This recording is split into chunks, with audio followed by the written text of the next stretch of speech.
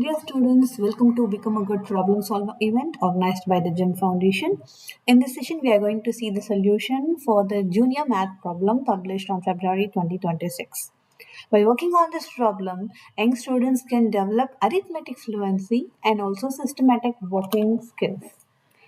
Problem solving is indeed an art, and this sort of problem solving can be acquired by all young students by following a four-step framework developed by a mathematician called George Polya.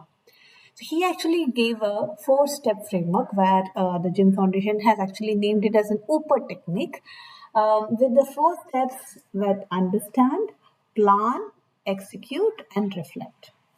So, by following these four steps, all students can approach a problem and take it to a solution. And when you understand a problem well, it is almost like half solved. But how do you understand? That's the critical part. And most children say, I really cannot comprehend it or it seems difficult. And by following some steps, children can actually gain confidence to comprehend a problem better. How? By underlining the key terms and then asking some guiding questions as they are actually able to work on the problem. Either it can be like what information given, what is missing, and how to connect the missing information and the given, and to what to be found out. So some guiding questions which will help them understand it better, and also maybe some small examples that they can take. And also they can visualize, draw, or rephrase the given information to comprehend better. And also looking for patterns will help them come up with a good plan. So we are going to see today how your child can apply this four-step framework and work on this junior math problem. Let's underline important words as we read. Shyam has collected around 40 shells from beach. If he arranged them in rows of 5, there is a remainder of 4 shells. If he arranged them in rows of 9, there is a remainder of 3 shells. How many shells Shyam collected? An extension, what could be the next higher count of shells which satisfies the above rules? So this is a very interesting question here, which improves your arithmetic fluency.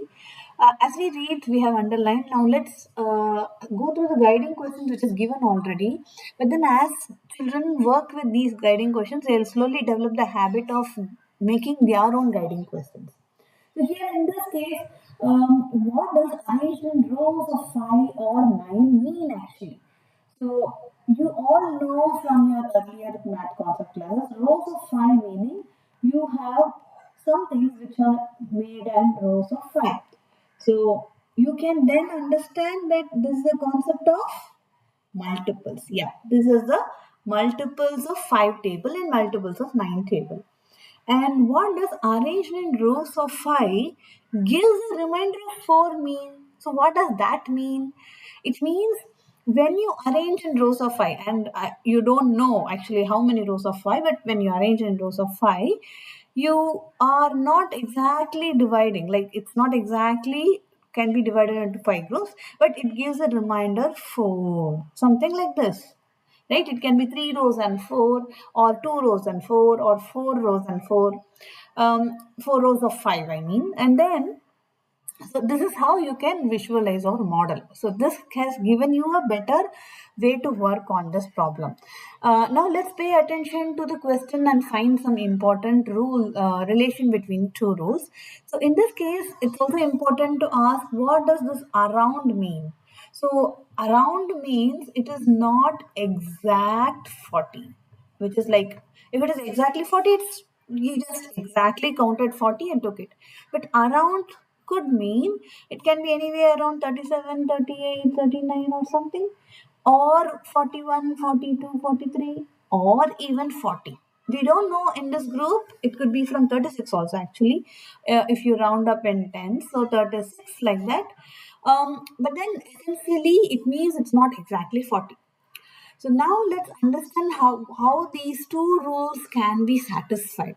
That's what is the important question here, right? So if we go over the rules, it says rows of 5 and then remainder 4.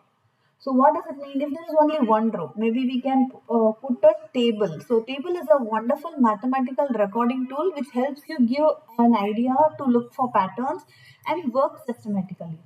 So if for example there is only one row and in the rows of groups of 5, right? If you have groups of 5 here and groups of 10 here, groups of 9 here, then you can say that the rows of 5 will have not exactly, if there is only one row, then it will not be 5, it will be 5 plus 4, right? It will be 5 plus 4 and that is equal to 9. And if there is only one row and if they have groups of 9, then it means one row of 9, then they leaves a remainder of 3, so it should be 9 plus 3 as 12. But are the number of shells same in this case? No. So what should you do then? Maybe check in which row they both are same, right? If there are two rows, it means 10, because 5 times 2 is 10 plus 4 is 14 and then 9 plus 2 is 18 plus 3 is 21. So you may need to go over like this for third row. 15 plus 4 is 19, 27 plus 3 is 30. So as you go, don't go randomly, but then pay attention to the number patterns here. 9, 14, 19, 12, 21, 30. So what does it indicate? Here it is skip counting of 5 and then here it is skip counting of 9. So can you then just write instead of making this table that this is 9, 14, 19, 24, 29, 34, 39, like that. And in the case of groups of 9, it will become like 12, and then 21, and then 30, 39, and then which will be 48, and it will go on. So the question is actually telling that he has the same number of shells, around 40. But then if he groups with 5, it gives a remainder 4, or if he groups with 9, it gives a remainder 3. So what does it mean? The number of shells remains same. But grouping should give different values with 5 and 9. But then if the number of shells is same, which number is same in these two groups? Yes, you are right. You can see that it is the number 39. So, and it is also actually answering the question of around 40, right? 39 is around 40. And now let's check if this actually works fine. So 39, if you do groups of 5, it is 7 times 5. 7 groups of 5 and then leaves the remainder 4. And if it is in the groups of 9, it will be 4 times 9, 4 groups of 9 plus 3. Yeah, it satisfies both the rule, isn't it? Okay, so then it you can confirm that he is having exactly, now it's not around, it's exactly 39 shells. But the extension question is also asking what could be the next higher count of shells which satisfies the above rules. So do you really think that we can actually go through this entire list, writing this list, or can we apply some visual thinking that we already have done? So if you apply the visual thinking, you can see that, let's say that for the groups of 5, we can have a different color here. So in a group of 5, it will be like 1, 2, 3, 4, 5. And then you will form 1, 2, 3, 4. In the groups of 9, it will be 1, 2, 3, 4, 5, 6, 7, 8, 9, and then 1, 2, 3. So it is going like this. So if you just flip it otherwise, like for example, having 4 as the basic reminder anyway, if there is no rows also, it will be 4. So 1, 2, 3, 4 for 5s and 1, 2, 3. So if this is the starting point, and then you are adding as many rows of 5s and 9s, it will actually become like something like this. Yeah, so something like 1, 2, 3, 4, 5. 1, 1, 2, 1, 2, 3, 4, 5, 6, 7, 8, 9. So basically, you need to figure out at which point these two will come back to the same position. Can you recollect a concept that you have learned where you see which multiple of 5 and which multiple of 9 can meet in the common points? Yes, you are right. That is called common multiples, right? You can have as many common multiples, but we need to see the lowest common multiple in this case. And since 9 and 5 are co-prime numbers, this is composite and this is a prime number, the least common multiple of 9 and 5 is 45, which is 9 times 5.